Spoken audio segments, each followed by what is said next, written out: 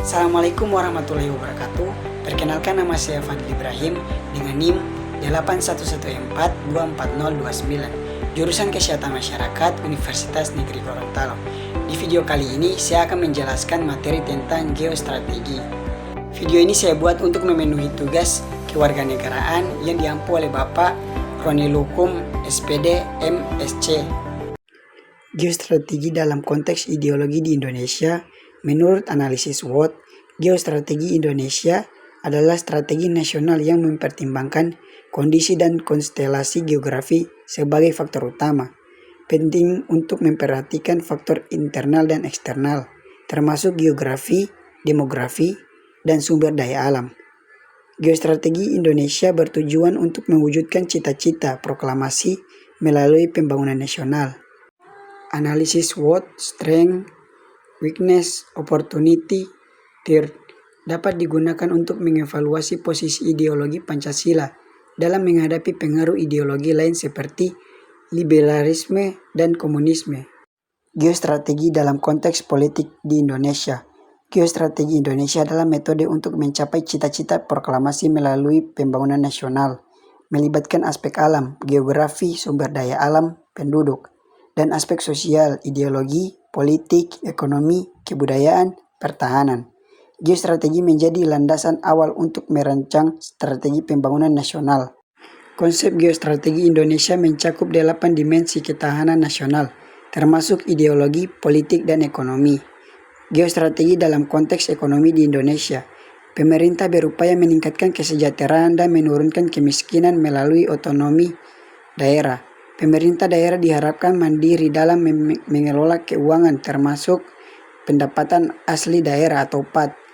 PAD diharapkan dapat digunakan secara efektif untuk meningkatkan layanan kepada masyarakat. Kemiskinan relatif berhubungan erat dengan distribusi pendapatan. Geostrategi dalam konteks sosial budaya di Indonesia.